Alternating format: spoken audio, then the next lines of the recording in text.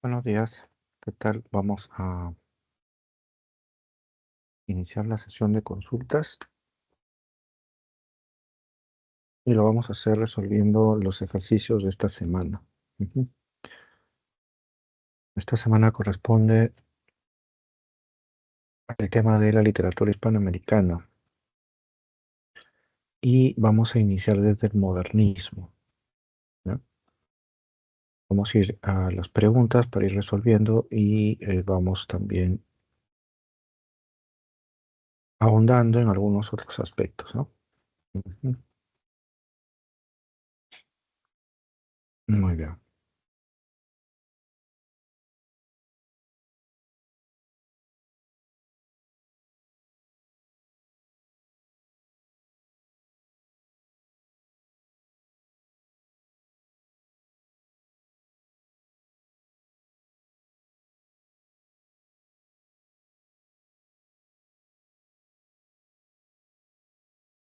Muy bien. La primera pregunta nos pide, ¿no?, verificar el valor de verdad de los enunciados en torno al modernismo hispanoamericano. Ya, la pregunta es un poquito abierta porque no nos especifica, digamos, o no nos puntualiza un tema, ¿no?, sino que es en general, ¿no?, modernismo hispanoamericano. Aquí la clave que se plantea en la pregunta 1 es la A, ¿ya? Entonces veamos por qué, ¿no?, se plantea de esa manera. En la primera alternativa dice: la poesía expresa un interés por la naturaleza y la vida del campo. Uno de los factores que caracteriza el modernismo es su em, espíritu moderno, ¿ya? Es su ansia de querer renovar, de querer cambiar, ¿no? Porque el escritor modernista, que se ubica entre fines del siglo XIX, inicios del XX, vive o es consciente, ¿sí?, de una tradición que se arrastra desde la colonia y una tradición que tiene a la literatura española sobre todo como un centro. Entonces, ya en pleno siglo XIX, con los cambios, ¿no?, de la modernidad, la tecnología, la industrialización, pues es otra la realidad que se le presenta al escritor y entonces va a añorar esa realidad. Esa realidad de modernidad, de industria y desarrollo se va a ver representado, sobre todo representada, en los espacios urbanos, porque la ciudad se va a convertir en el símbolo de el desarrollo. Entonces, por eso los modernistas tienen este especial interés por la vida urbana, ¿ya? Y no es que rechacen la vida del campo, sino que lo contraponen, ¿no?, al valor de lo urbano como moderno, y entonces el campo se convierte en símbolo de lo tradicional, digamos. Entonces, por eso la primera alternativa o el primer enunciado es falso, ¿no? Porque no exaltan, ¿no?, el valor del campo, sino lo urbano principalmente. ¿Mm?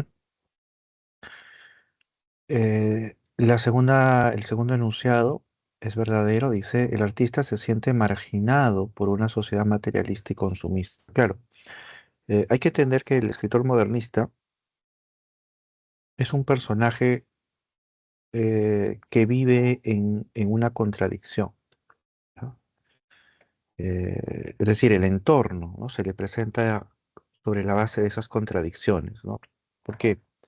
Porque por un lado se presenta ese mundo de desarrollo, de prosperidad, ¿no?, de modernidad al cual aspira, por ejemplo, el modernista, pero también está la otra faceta de esa modernidad que conlleva o que muestra, por ejemplo, la explotación, ¿no?, las injusticias, la alienación, ¿no?, como ya lo habíamos estado comentando, por ejemplo, cuando hablábamos de Kafka, ¿no?, con la Metamorfosis, y cómo la novela La Metamorfosis nos daba un retrato, ¿no? De esa sociedad moderna, ¿no? Y lo que le sucede al ser humano, ¿no? Dentro de esa sociedad moderna. Entonces, el modernista vive esa contradicción, aprecia esa contradicción, ¿no? Por un lado, la cara bonita de la modernidad y por el otro lado, el rostro eh, eh, perverso, ¿no? De esa modernidad. Muy bien. El segundo enunciado se está refiriendo a ese aspecto, ¿ya?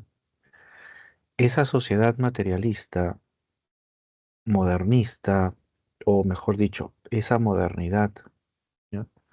Que se sostiene sobre sobre una base eh, social, sobre todo económica, ¿ya? Transforma las relaciones, ¿sí? Y en medio de de ese sistema que se impone, el arte, ¿sí? Como actividad y como producto, se va a ver trastornado, ¿no? ¿Por qué? Porque este es un sistema, ¿no? El de la modernidad, que se sostiene sobre la base del desarrollo, la idea del desarrollo, ¿no? Y la lógica de ese sistema es que todos los elementos que forman parte de ese sistema precisamente tienen que contribuir a ese objetivo de desarrollo, de prosperidad, de consumo, de acumulación de dinero, ¿no? Que son los principios básicos de de ese mundo moderno. El problema es que el arte y el artista, ¿ya? No son objetos que puedan ser comercializados por naturaleza, es decir, no representan objetos utilitarios, ¿no?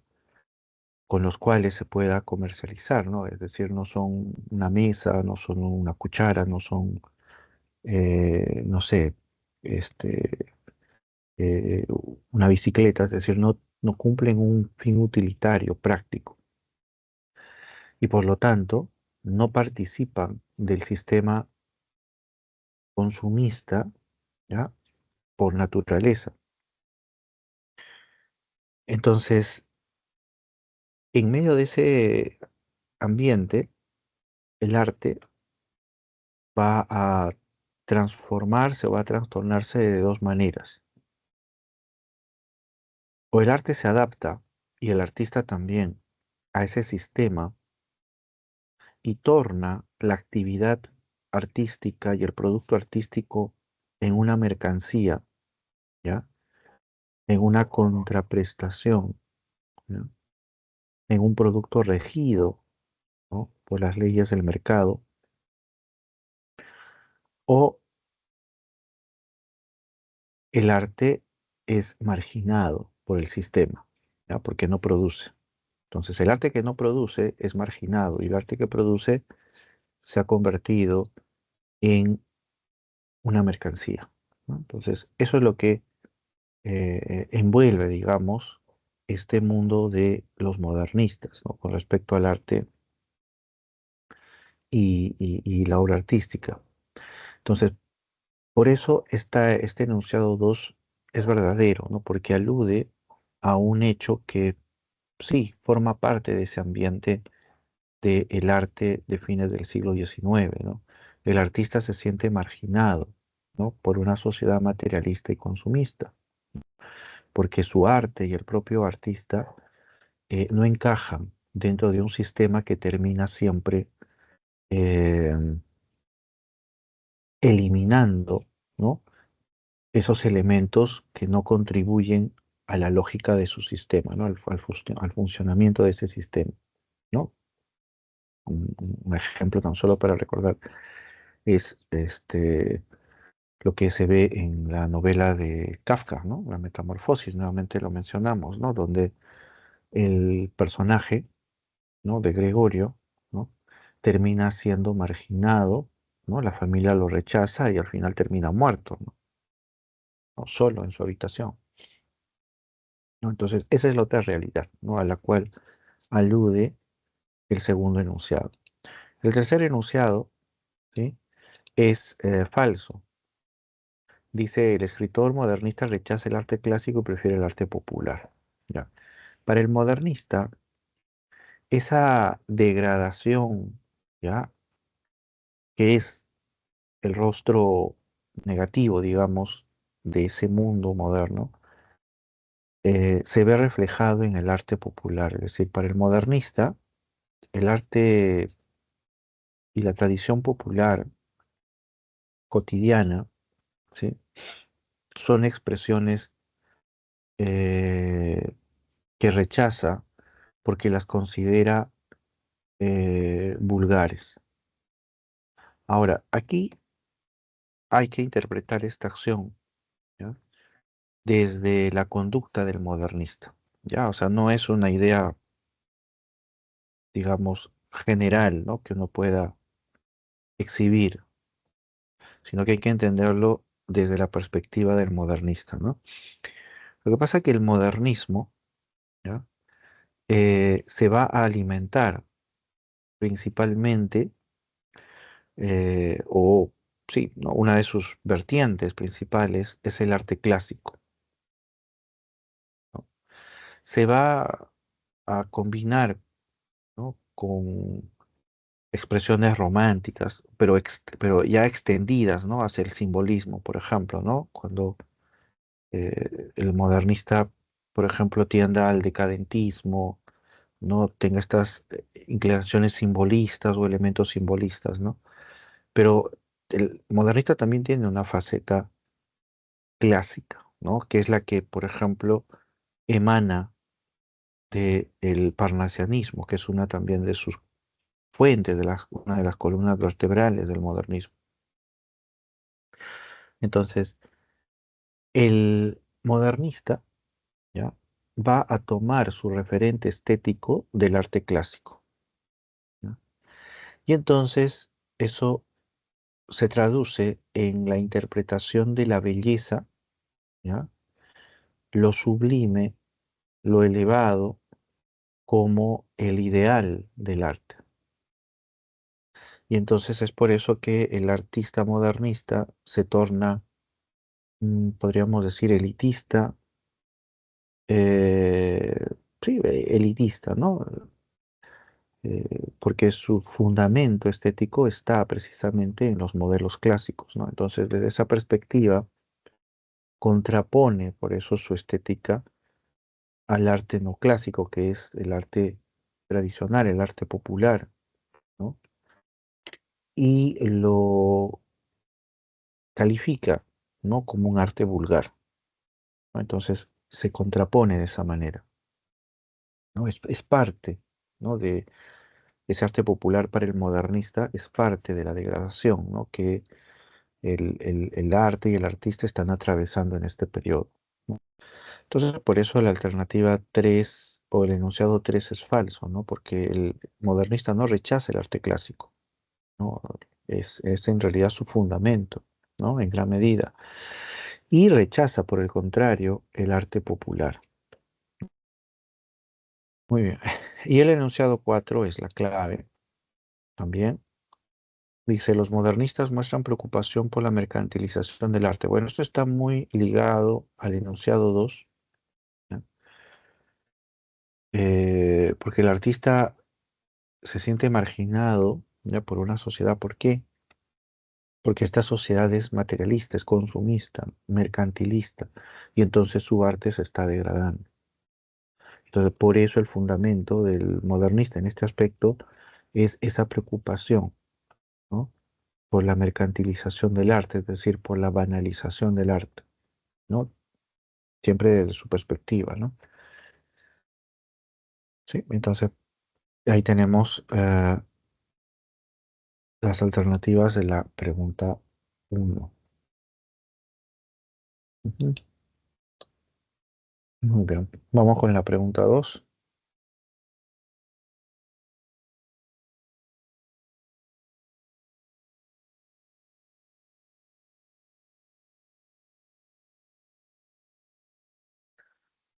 Sí, en la pregunta 2 nos entregan a nosotros unos versos, ¿no? Y la pregunta nos pide identificar qué características del modernismo hispanoamericano ¿no? Se aprecian en estos versos, ¿no?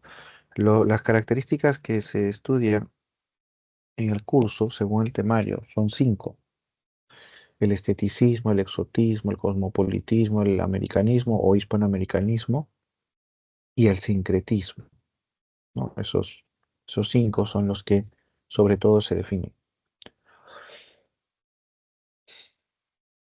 Aquí la clave es la A, ¿no? Esteticismo y exotismo, ¿no? ¿Qué vienen a hacer? Hace un momento habíamos estado hablando sobre la conducta del modernista frente a su entorno, ¿ya? Un entorno consumista y demás, ¿no? Y entonces el artista refleja no solamente una preocupación por esa situación, sino que también se siente marginado, ¿no? Y rechazado por ese entorno, ¿no? Una de las propuestas que el modernista va a plantear frente a esa situación es el esteticismo, que es lo que mencionábamos hace un momento, ¿no? Es decir, el romántico, como ve que su entorno se ha materializado, se ha degradado, entonces va a aspirar a exaltar esa belleza que, según el modernista, ya no existe o ha sido marginada, ¿no? En la realidad. Entonces el modernista tiende a aspirar precisamente a reflejar lo bello, a exaltar la belleza, ¿no? Y ahí es donde hay que tener en cuenta lo que se mencionaba hace un momento, ¿no? Las fuentes estéticas del modernismo, o una de sus fuentes, es el arte clásico vía el parnasianismo. Y entonces, con respecto al concepto de belleza, el modernista va a construir, ¿ya? Ese concepto sobre la base de ideas como el equilibrio, el orden, la proporcionalidad, la claridad, ¿sí? La unidad, ¿sí? Que son conceptos que permiten, ¿no? Captar esta imagen de belleza, ¿no? Que propone el arte clásico.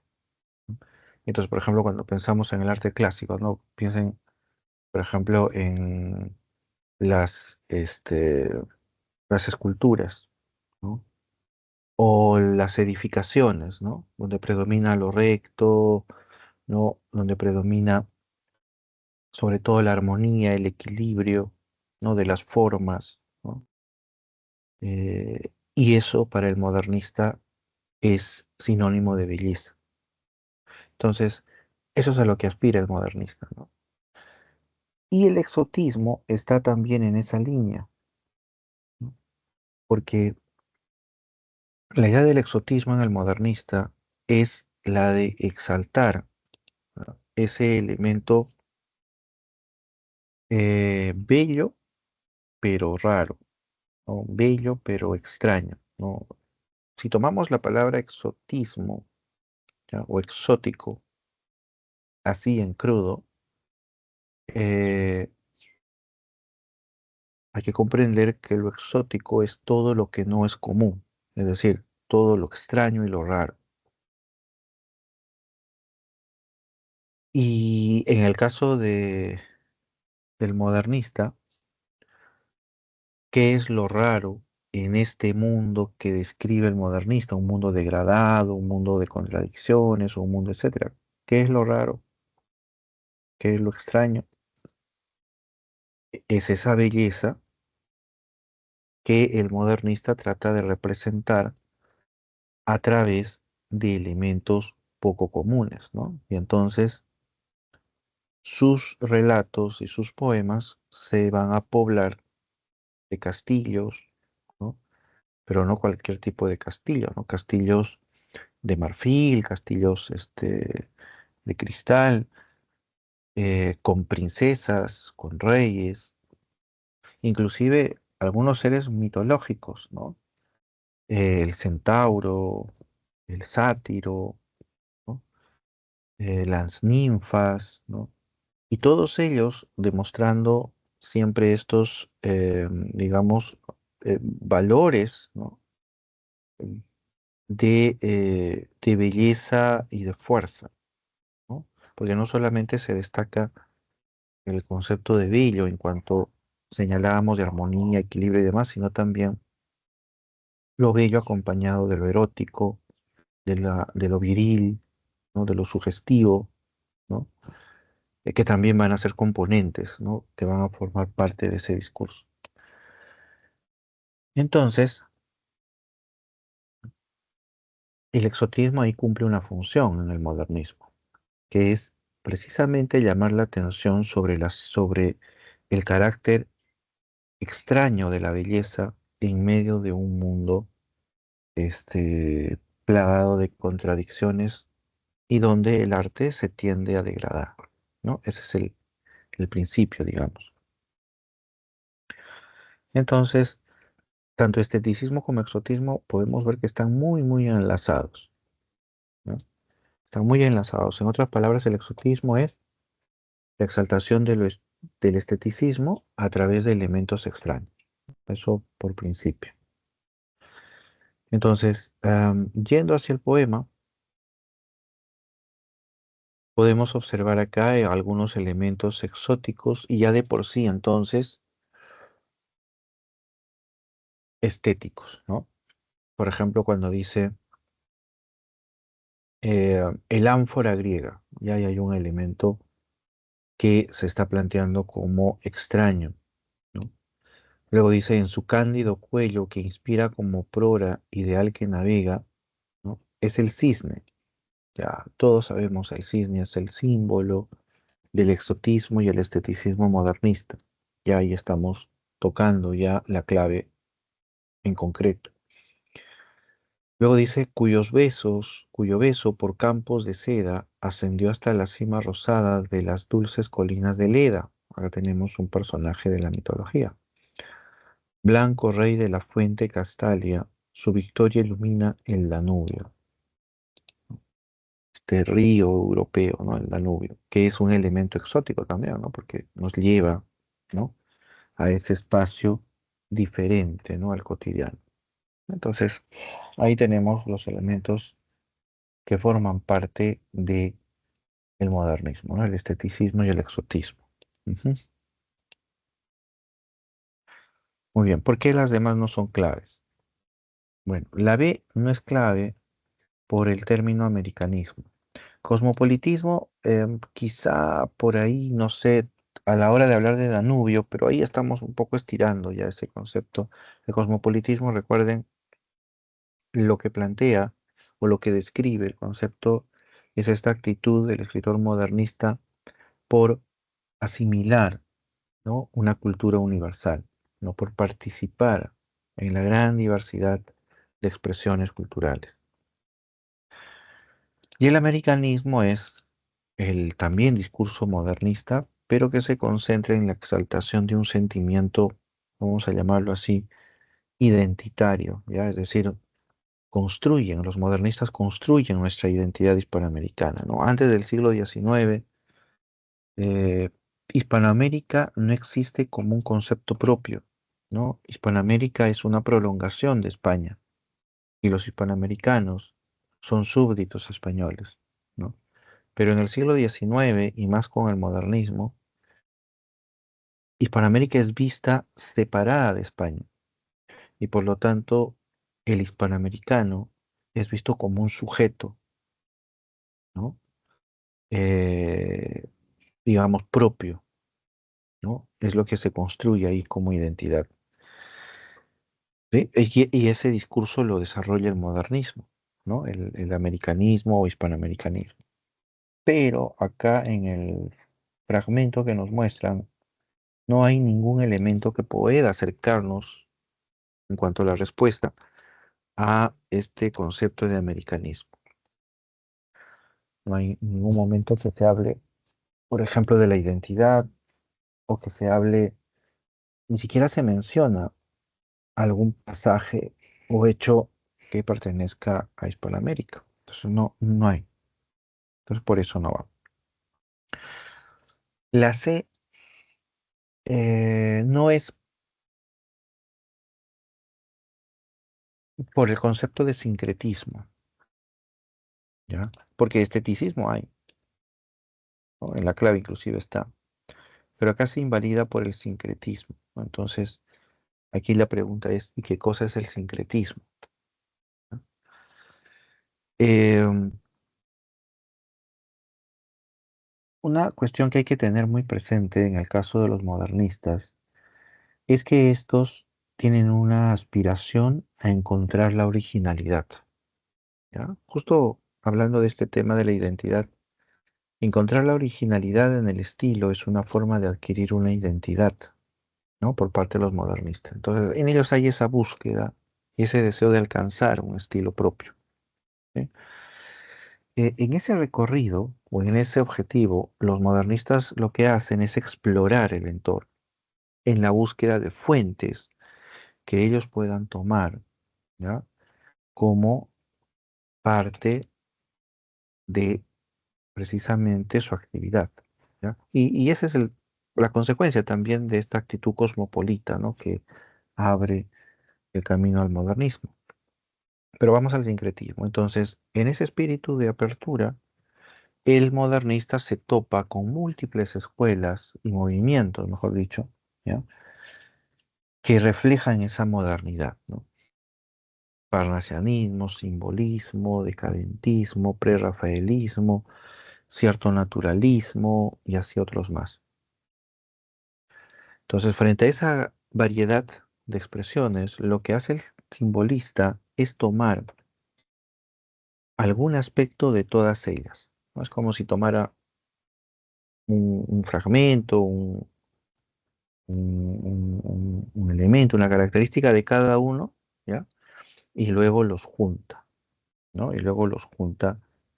Y, y hay una metáfora que emplea, no recuerdo bien si es Darío Chocano,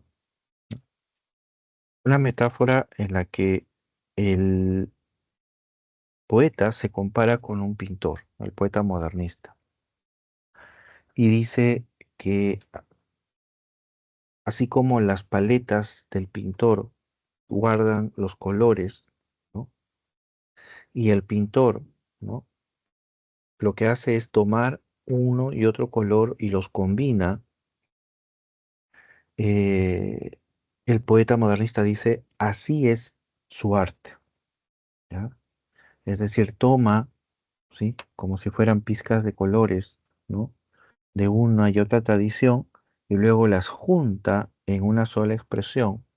Y y ese es, en el caso de la pintura, ese es un nuevo color, ¿no? Y en el caso del escritor, ese es un nuevo estilo, ¿sí? Ese punto es lo que llamamos sincretismo. El sincretismo tiene que ver con la combinación, sí, pero tiene que ver con una síntesis que genera un producto nuevo, ¿no? Tal vez el ejemplo de los colores que acabamos de mencionar sea también sea ilustrativo, ¿no? Eh, digamos el pintor, ¿no? Así como el poeta, ¿no? Tiene en su paleta pues varios colores, ¿no? Tan solo para poder explicarme, ¿no? Es como si el poeta tomara el amarillo y el azul y los combina, ¿no? Y obtiene un color que nadie llama amarillo y azul, sino le llamamos verde, porque es un color nuevo. Ese es el mismo criterio que tienen los modernistas, ¿no? Yo tomo, dice el modernista, algo del simbolismo, tomo algo del parnasianismo, tomo algo del decadentismo, algo del prerrafaelismo, algo, y etcétera, etcétera, ¿no? Y entonces al combinar todos esos elementos en su estilo, el modernista es como si inaugurara un color nuevo, porque está inaugurando un estilo nuevo. Y entonces ahí es donde se cumple el gran proyecto modernista que es la renovación lírica, con con ese gesto de originalidad, por ejemplo, ¿no? Que propone. Entonces, El sincretismo expresa eso, ¿no? Que es y viene a ser pues un rasgo muy importante en el modernismo, ¿no? Es lo que le da el realce al modernismo, ¿no? Lo que le da sentido, mejor dicho, al modernismo. ¿Sí? Ujú. Entonces, aquí en estos versos no encontramos para nada alusión a ese aspecto, ¿no? Así que por eso no es la clave, ¿no? No hay aquí una idea de síntesis, una idea de comunión, ¿no? Entre los elementos. Luego la D no es la clave. em, a ver, ujú, ajá, ya.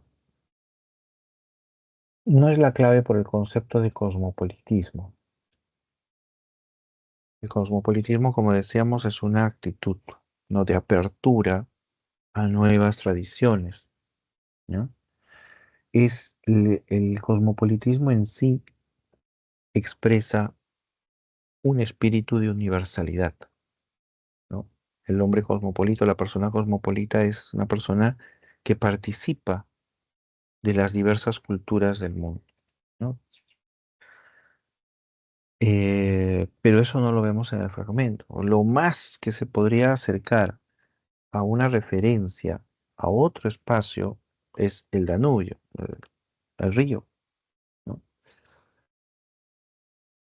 Pero aún así, calificarlo de cosmopolita, esa alusión me parece muy estirada, ¿no? Demasiado estirada, ¿no? Porque el Danubio simplemente está marcando simplemente una referencia, no es parte, ¿no? Digamos, no se está describiendo ese contexto, esa realidad, digamos, que se califica como moderna. Ujú. Y por último, la E no es la clave porque, bueno, acá se repite el sincretismo, ¿no? Principalmente por ello. ¿Sí? Ujú. Muy bien, la clave, la A. Muy bien, vamos con la 3. A ver. Ujú.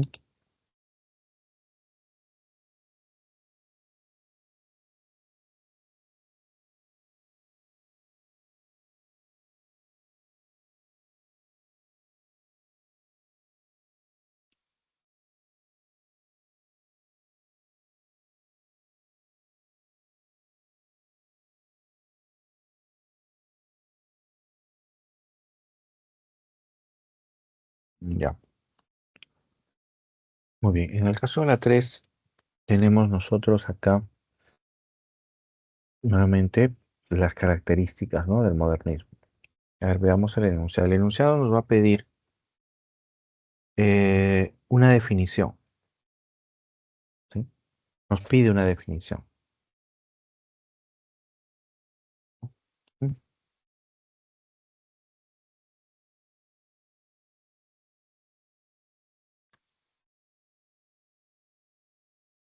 Sí, esa definición que nos pide, ¿ya? Se describe a través dice, el modernismo hispanoamericano se propuso ser representativo de una identidad que entienda a nuestro continente como un espacio supranacional, ¿no? Era lo que mencionábamos hace un momento cuando hablábamos del espíritu hispanoamericanista o americanista del modernista, ¿no? O sea, él exalta el espacio hispanoamericano porque está construyendo una identidad, ¿no?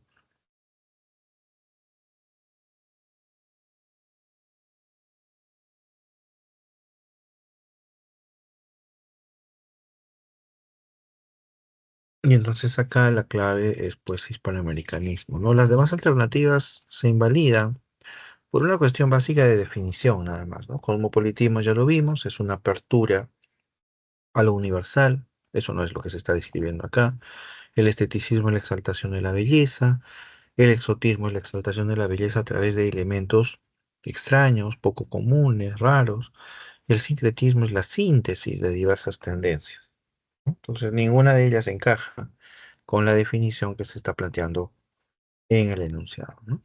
Entonces, por eso la clave es la A. Ujú.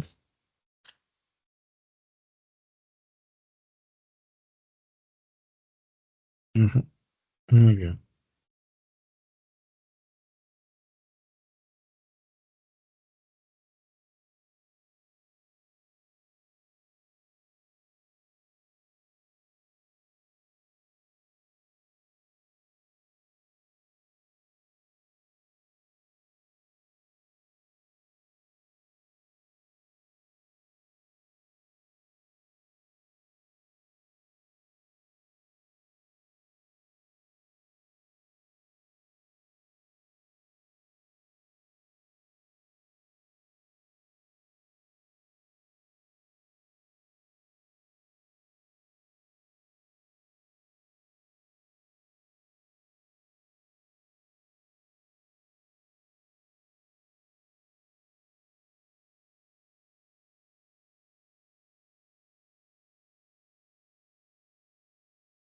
Ujú.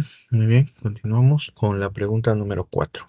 ¿No? Dice, marque la alternativa que contiene la afirmación correcta con respecto al siguiente fragmento, ¿no? Nos ponen un fragmento y nos piden identificar la idea correcta, ¿no? En relación al fragmento. Acá la clave es la, ¿no? El artista expresa su frustración debido a la incomprensión de la sociedad. O sea, se describe la incomprensión de la sociedad y también se describe una actitud o un estado de ánimo de el personaje, ¿no? Frustración, dice, ¿no? La frustración. Ahora veamos entonces en el caso de este fragmento, ¿no? Dice, lo que es hoy, romperé mis pinceles, dice. El que está hablando, podemos inferir, es un artista, es un pintor, ¿no? Y está señalando o está expresando, mejor dicho, un sentimiento de, digamos, de cólera, ¿no? Lo que es hoy, va a romper sus pinceles, ¿no? Es un gesto agresivo. Y se pregunta luego, ¿para qué quiero el iris y esta gran paleta del campo florido? Si a la postre mi cuadro no será admitido en el salón, ¿no? Es decir, ¿para qué necesito todas estas virtudes y demás? Si lo que yo pinte no va a ser admitido, dice, por ejemplo, en la sala, ¿no? De exhibición.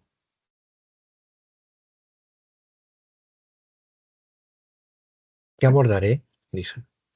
He recorrido todas las escuelas, todas las inspiraciones artísticas. He pintado el torso de Diana y el rostro de Madonna. He pedido a las campiñas sus colores, sus matices. He adulado a la luz como a una amada y la he abrazado como a una querida. Ah, dice, pero siempre el terrible desencanto, el porvenir. Vender una Cleopatra en 2 pesetas para poder almorzar. Es decir, para que, ahí está diciendo, ¿no? Para que el artista logre plasmar su obra de arte, ha tenido que mover y estar, ¿no? En todo ese enorme universo. Ha aprendido todas las técnicas, em, em, ha, dice más abajo, ¿no? He pedido a las campiñas sus colores, sus matices, o sea, ha logrado capturar toda esa esencia de la naturaleza, toda esa esencia del mundo, o sea, lo logra capturar en sus pinceles, pero luego se pregunta y dice, ¿y para qué, no? O sea, ¿para qué hacer todo eso si al final el cuadro que pinte, ¿no? Va a costar solo 2 pesetas, dice, solo 2 pesetas, ¿no? Y luego dice al final, y yo que podría en el estremecimiento de mi inspiración trazar el gran cuadro que tengo aquí dentro, ¿no? Es decir, y él dice, ¿no? Yo que en este momento podría pintar el cuadro más extraordinario del mundo, no lo va a hacer. ¿Por qué? Porque al final, ¿qué vale tanto esfuerzo? Dice, si solo me van a dar 2 pesetas. Es decir, mi arte se banaliza. Entonces ahí claramente se está expresando una frustración. El poeta quisiera crear su gran obra, expresarla, etcétera, pero sabe que la sociedad al final no la va a aceptar, la va a marginar, la va a mirar de soslayo. Y entonces no habrá alcanzado su objetivo, digamos. Ahí está el tono de frustración, ¿no? Que es precisamente el que está describiendo aquí estas líneas, ¿no? Ujú. Muy bien. ¿Por qué las demás alternativas no son clave? Dice, el escritor critica la ambición de los artistas modernos por dinero, fama, ¿no? Por dinero y fama. Eh, Hay una crítica, ¿no? Que se ve claramente, pero la crítica no es contra los demás artistas, sino la crítica es contra esa situación, ¿no? Que él observa y que entiende es el que provoca la degradación de su arte, ¿no? Esa banalización. Entonces no está hablando de los artistas, está hablando de la situación, del entorno, ¿no? Entonces, por eso no es la clave, ¿no? Ujú. ¿Por qué no es clave la C? Dice, la naturaleza aparece descrita como un espacio ideal y de tono tradicional. Bueno, acá casi casi no se menciona la naturaleza, ¿no? Porque a lo sumo por ahí habla de campiñas, pero es porque él solamente está aludiendo a que ha pedido, ¿no? O ha logrado tomar algunos rasgos de esa naturaleza, pero de ninguna manera se ha exaltado la naturaleza, ¿no? Y mucho menos relaciona la naturaleza con la idea de lo tradicional, ¿no? Entonces, por eso no es claro. La D dice, ¿no? El arte es definido como la búsqueda de la belleza estética de la verdad.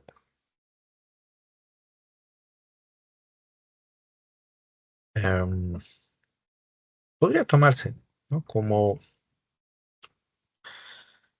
parte de la expresión modernista, ¿no? Quizás.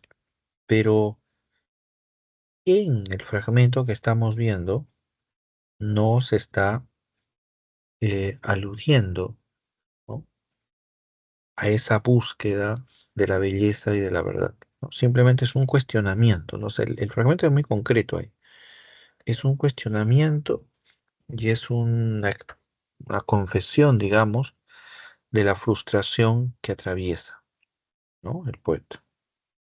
¿Listo? O sea, ahí es donde principalmente se detiene.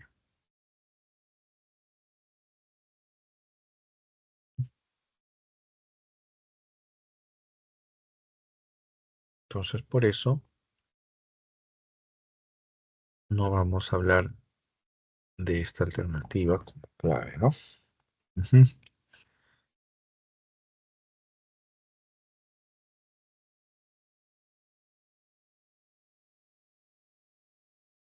Y luego la E que dice, ¿no? La relación entre la naturaleza y la visión onírica del pintor es lo que prevalece, ¿no? Ahí lo que sobre todo anula la pregunta es esta idea de la visión onírica. No, no hay visión onírica, ¿no? Es decir, ese mundo de sueños que se podría crear, ¿no? Entonces, no, solamente hay la descripción, un sujeto que está reflexionando, son pensamientos y listo, ¿no? No hay mundo onírico en realidad, ¿no? Ujú, correcto.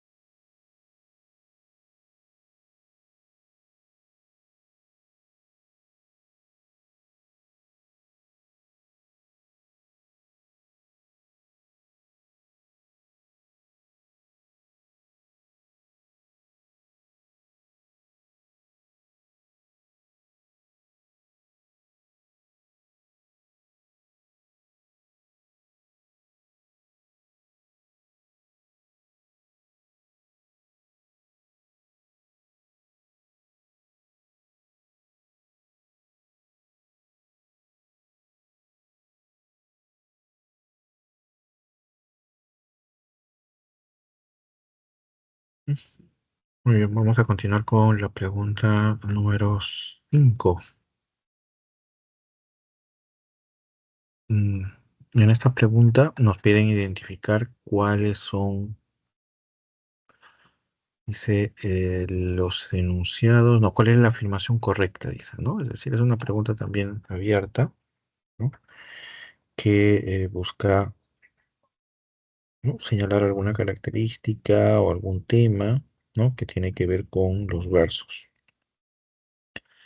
Entonces, para eso hay que, obviamente, cotejar con los fragmentos, ¿no? Aquí la clave es la A. Dice, los versos presentan a la mujer como imagen de la madre naturaleza.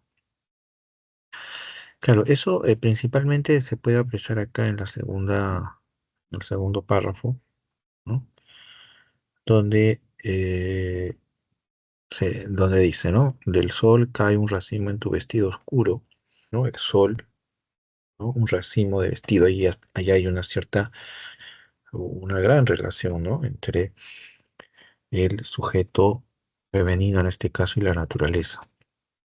Luego dice, de la noche las grandes raíces, ¿no?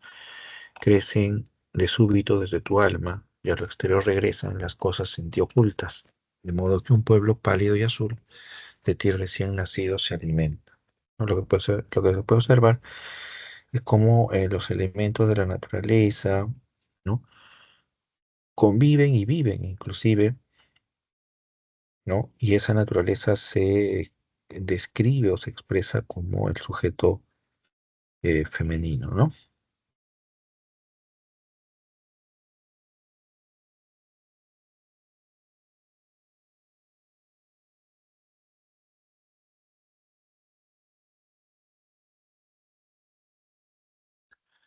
Porque la vez no es la clave. Dice, el poeta describe a la mujer como símbolo de soledad y incomunicación.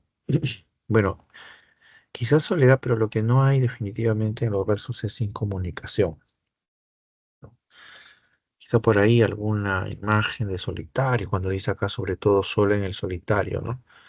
Pero no hay en este caso la idea de incomunicación, algo que sí está presente a lo largo del poemario, ¿no? Pero particularmente acá no.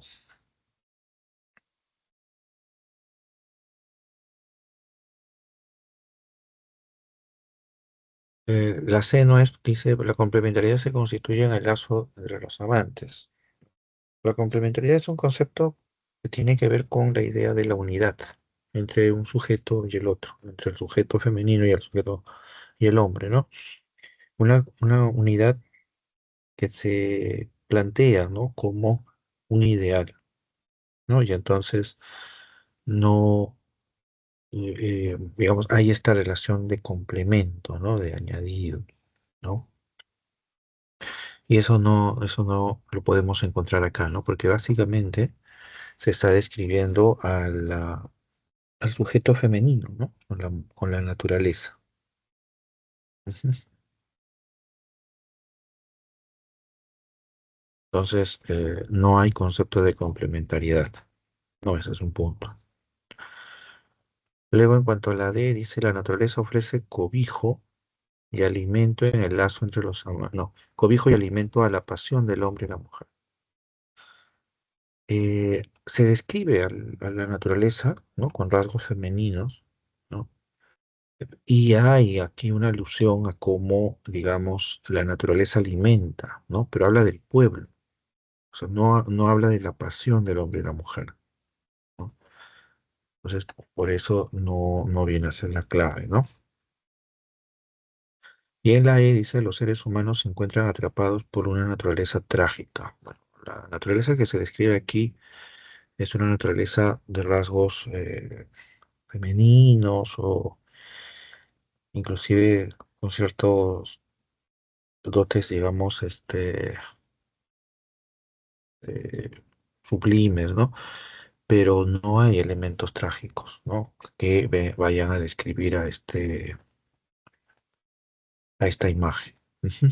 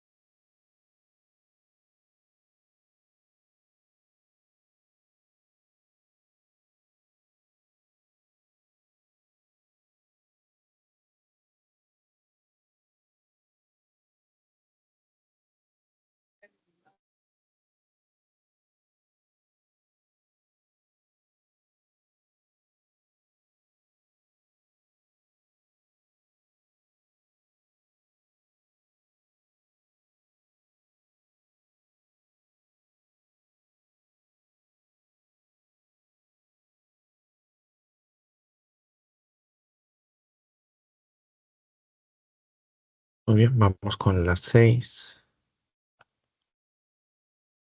La pregunta 6 nos pide también identificar un enunciado, ¿ya? Que se relacione de manera adecuada con los versos.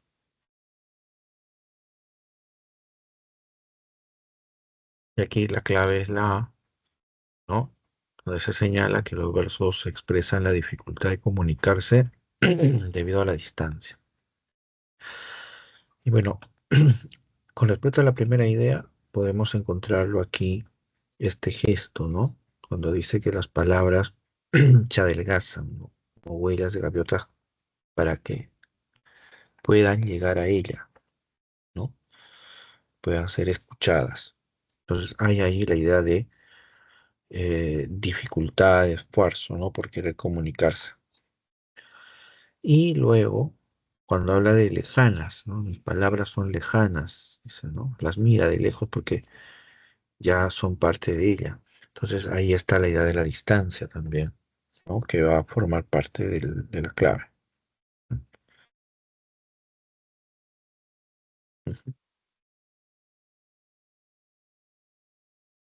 ¿Por qué la B no es clave? Porque habla de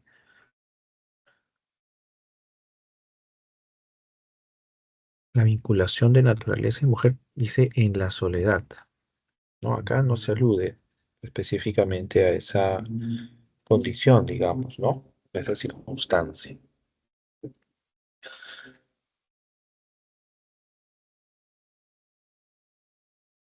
La C dice imposibilidad de alcanzar al ser amado porque el olvido se impone. No, acá no es el olvido, sino es la distancia, lo que imposibilita, digamos, ¿no? Y eso es lo que principalmente genera, ¿no? Ujú. Eh, Luego la D dice relación entre el hombre y la mujer sostenida por la complementariedad. Nuevamente el concepto que estábamos viendo hace un momento, pero aquí tampoco hay esta idea de complementariedad, porque solamente se está describiendo a las palabras. En este caso el centro es las palabras, ¿no? El hombre y la mujer están lejos, distantes. Entonces, no se puede este, hablar de complementariedad ahí.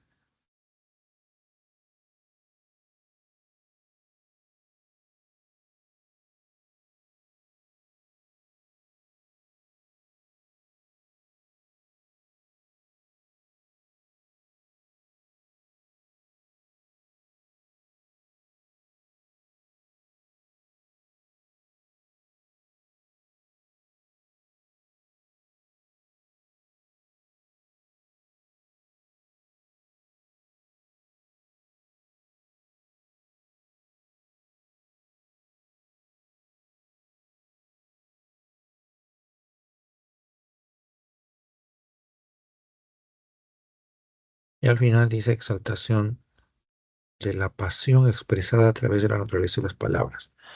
Bueno, acá no se habla tanto de la pasión expresada, ¿no? Y menos la exaltación de la pasión, ¿no? Sino se habla sobre todo de esta imposibilidad, ¿no? De poder comunicarse. Eso es sobre todo lo de lo que habla en los versos. Entonces, por eso la E no sería la clave, ¿no?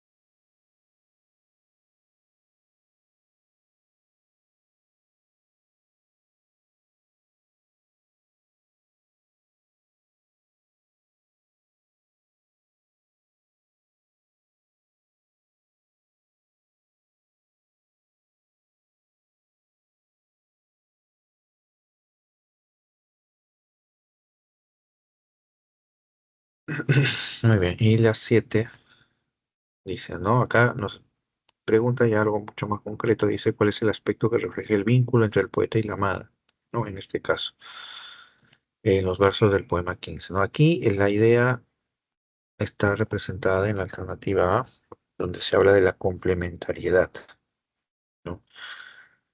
La idea de complementariedad, decíamos, tiene que ver con esta suerte de presencia de los dos amantes como partes de una unidad.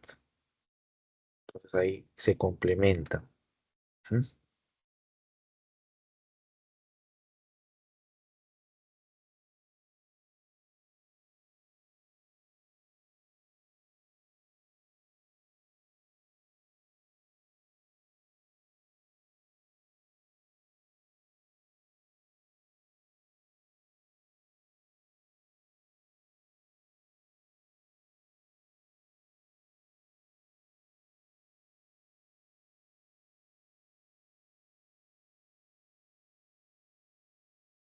Sí.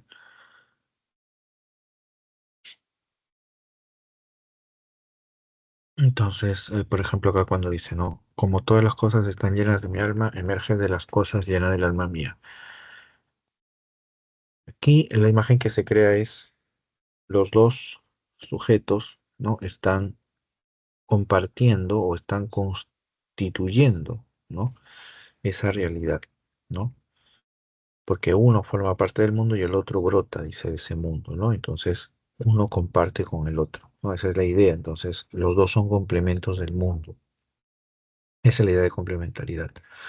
La B no es, dice, la naturaleza como fundamento de la vida, ¿no? No, la naturaleza son ellos, o sea, no es que la naturaleza los engendre, sino lo que dice el verso es que la naturaleza son ellos, el mundo son ellos dos. Entonces, por eso no hay esta idea de fundamento de la vida. La soledad que provoca la incomunicación, ¿no? Eh, claro, el poema en general habla de eso, ¿no? De la soledad, la incomunicación, pero estos versos particularmente no. Entonces no hay idea de soledad. En tal caso, idea de melancolía, ¿no? Quizás acá en la comunicación, pero no soledad. El amor que nutre el mundo que los rodea. Ya, acá el mundo, pues volvemos a repetir en el concepto de complementariedad, del mundo no los rodea, sino ellos son el mundo.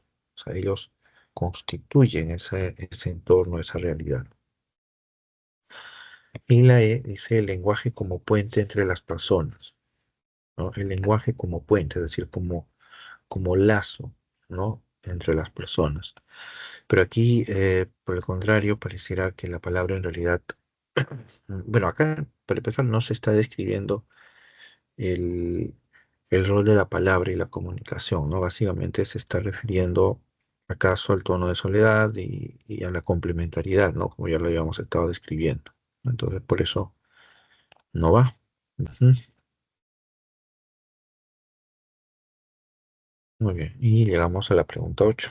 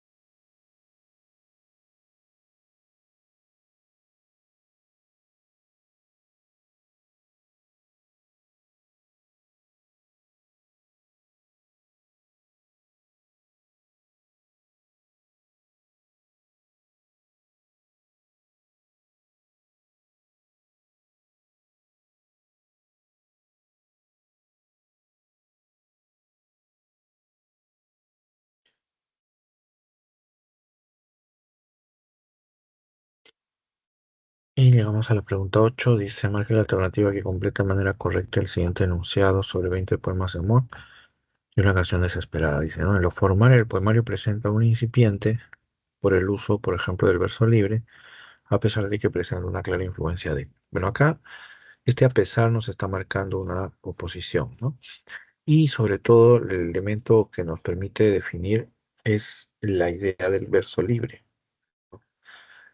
Claro, la clave acá es vanguardismo, ¿no? Y modernismo, y esto se define, decíamos, por la presencia del verso libre, ¿no? El verso libre es lo que va a acercarnos al vanguardismo, porque el verso libre es el recurso, digamos, que distingue el vanguardismo, ¿no? Entonces, en ese sentido, es la clave. Las demás alternativas se eliminan porque no tienen que ver con el verso libre, el parnasianismo, ni el romanticismo, ni el realismo, ni modernismo, ¿no? Ahí es donde se invalida, ¿no? Todas estas alternativas. Ujú.